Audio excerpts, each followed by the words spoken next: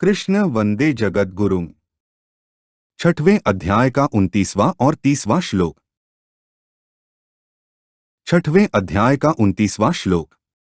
सर्वभूतस्थमात्मानं सर्वभूतानि चात्मनि ईक्षते योगयुक्तात्मा सर्वत्र समदर्शनः। ऊपर कहे गए श्लोकों का अर्थ है, सब जगह अपने स्वरूप को देखने वाला और ध्यान योग से युक्त अंतःकरण वाला योगा अपने स्वरूप को संपूर्ण प्राणियों में स्थित देखता है और संपूर्ण प्राणियों को अपने स्वरूप में देखता है। सर्वभूतस्थमात्मानं का अर्थ है, वह संपूर्ण प्राणियों में अपनी आत्मा को अपने सत्स्वरूप को स्थित देखता है।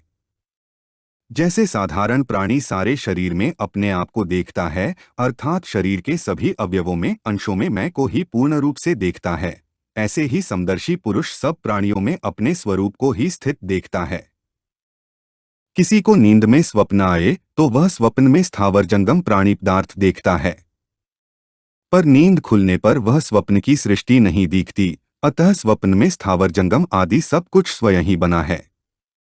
जागृत अवस्था में किसी जड़ या चेतन प्राणी पदार्थ की याद आती है तो वह मन से दिखने लग जाता है और याद हटते ही वह सब दृश्य अदृश्य हो जाता है, अतः याद में सब कुछ अपना मन ही बना है।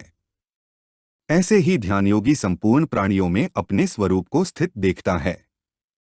स्थित देखने का तात्पर्य है कि संपूर्ण प्राणियों में सत्ता रूप से अपना ही स्वरूप है। स्वरूप के सिवाय दूसरी कोई सत्ता ही नहीं है, क्योंकि संसार एक क्षण भी एक रूप नहीं रहता, प्रत्युत प्रतिक्षण बदलता ही रहता है। संसार के किसी रूप को एक बार देखने पर अगर दोबारा उसको कोई देखना चाहे तो देख ही नहीं सकता, क्योंकि वह पहला रूप बदल गया। ऐसे परिवर्तनशील वस्तु, व्यक्ति आदि में योगी सत्ता रूप से अपरिवर्तनशील अपने स्वरूप को ही देखता है। सर्वभूतानि चात्मनि का अर्थ है, वह संपूर्ण प्राणियों को अपने अंतर्गत देखता है, अर्थात अपने सर्वगत असीम सच्चिदानंदघन स्वरूप में ही सभी प्राणियों को तथा सारे संसार को देखता है। जैसे एक प्रकाश के अंतर्गत लाल, पीला, काला, नीला आदि जितने रंग दिखते हैं वे सभी प्रकाश से ही बने हुए हैं और प्रकाश में ही दिखते हैं, और जैसे जितनी वस्तुएं दिखती हैं वे सभी सूर्य से ही उत्पन्न हुई हैं और सूर्य के प्रकाश में ही दिखती हैं, ऐसे ही वह योगी संपूर्ण प्राणियों को अपने स्वरूप से ही पैदा हुए, स्वरूप में ही लीन होते हुए और स्वरूप में ही स्थित देखता है। तात्पर्य है कि उसको जो कुछ दिखता है वह सब अपना स्वरूप ही दिखता है।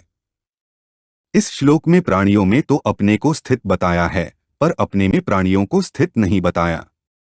ऐसा कहने का तात्पर्य है कि प्राणियों में तो अपनी सत्ता है, पर अपने में प्राणियों की सत्ता नहीं है। कारण कि स्वरूप तो सदा एक रूप रहने वाला है, पर प्राणी उत्पन्न और नष्ट होने वाले हैं। इस श्लोक का तात्पर्य यह हुआ कि व्यवहार में तो प्राणियों के साथ अलग अलग बर्ताव होता है, परंतु अलग अलग बर्ताव होने पर भी उस समदर्शी योगी की स्थिति में कोई फर्क नहीं पड़ता। ईक्षते योगयुक्तात्मा सर्वत्र समदर्शनः का अर्थ है, सब जगह एक सच्चिदानंद घन परमात्मा ही परिपूर्ण है। जैसे मनुष्य खाड़ से बने हुए अनेक तरह के खिलौनों के नाम, रूप, आकृति आदि भिन्न भिन्न होने पर भी उनमें समान रूप से एक खाड़ को, लोहे से बने हुए अनेक तरह के अस्त्र शस्त्रों में एक लोहे को, मिट्टी से बने हुए अनेक तरह के बर्तनों में एक मिट्टी को और सोने से बने हुए आभूषणों में एक सोने को ही देखता है, ऐसे ही ध्यानयोगी तरह तरह की वस्तु, व्यक्ति आदि में समरूप से एक अपने स्वरूप को ही देखता है। छठवें अध्याय का 30वां श्लोक।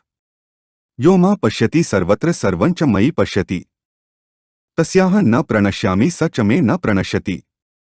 ऊपर कहे गए श्लोकों का अर्थ है, जो सब में मुझे देखता है और सबको मुझ में देखता है, उसके लिए मैं अदृश्य नहीं होता और वह मेरे लिए अदृश्य नहीं होता।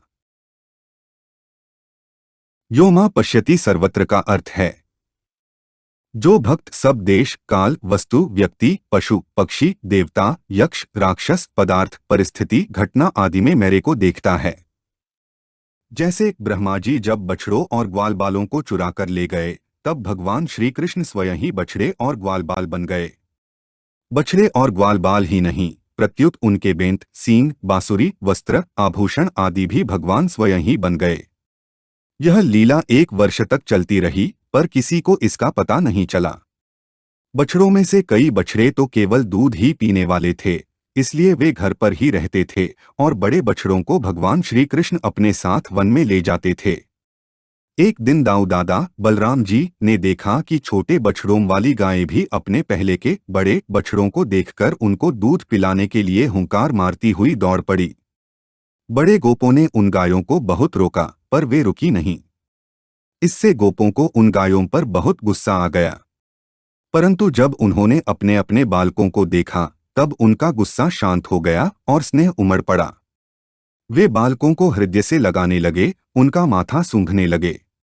इस लीला को देखकर दाऊ दादा ने सोचा कि यह क्या बात है। उन्होंने ध्यान लगाकर देखा तो उनको बछड़ों और ग्वालबालों के रूप में भगवान श्री कृष्ण ही दिखाई दिए। ऐसे ही भगवान का सिद्ध भक्त सब जगह भगवान को ही देखता है, अर्थात उसकी दृष्टि में भगवत सत्ता के सिवाय दूसरी किंचन मात्र भी सत्ता नहीं रहती। सर्वं च मयि पश्यति का अर्थ है और जो भक्त देश काल वस्तु व्यक्ति घटना परिस्थिति आदि को मेरे ही अंतर्गत देखता है। जैसे गीता का उपदेश देते समय अर्जुन के द्वारा प्रार्थना करने पर भगवान अपना विश्वरूप दिखाते हुए कहते हैं कि चराचर सारे संसार को मेरे एक अंश में स्थित देखे है कस्थं जगत्कृत्स्न पश्याद्य सचराचरम मम देहे। तो अर्जुन भी कहते हैं कि मैं आपके शरीर में संपूर्ण प्राणियों को देख रहा हूँ। पश्यामि देवांस्तव देव देहे सर्वांस तथा भूत विशेष संघान। संजय ने भी कहा कि अर्जुन ने भगवान के शरीर में सारे संसार को देखा। तत्रैकस्थं जगत्कृत्स्न प्रविभक्तम नेकधा। तात्पर्य है कि अर्जुन ने भगवान के शरीर में सब कुछ भगवत स्वरूप ही देखा। ऐसे ही भक्त देखने सुनने समझने में जो कुछ आता है उसको भगवान में ही देखता है और भगवत स्वरूप ही देखता है।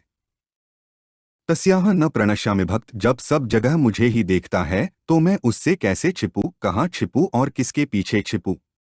इसलिए मैं उस भक्त के लिए अदृश्य नहीं रहता, अर्थात निरंतर उसके सामने ही रहता हूँ। सच में न प्रणश्यति का अर्थ है जब भक्त भगवान को सब जगह देखता है तो भगवान भी भक्त को सब जगह देखते हैं, क्योंकि भगवान का यह नियम है कि जो जिस प्रकार मेरी शरण लेते हैं मैं भी उसी प्रकार उनको आश्रय देता हुए यथा मां प्रपद्यन्ते तांस्तथैव भजाम्यहम्। तात्पर्य है कि भक्त भगवान के साथ घुल मिल जाते हैं, भगवान के साथ उनकी आत्मीयता एकता हो जाती है, अतः भगवान अपने स्वरूप में उनको सब जगह देखते हैं।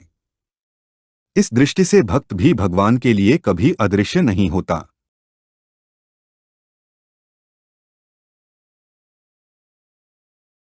हमारे चैनल को सब्सक्राइब करें। अगर यह वीडियो आपको अच्छी लगी तो वीडियो को लाइक करें, वीडियो को अपने दोस्तों के साथ शेयर करें, अपने सुझाव हमें कमेंट करके बताएं। जय श्री कृष्णा।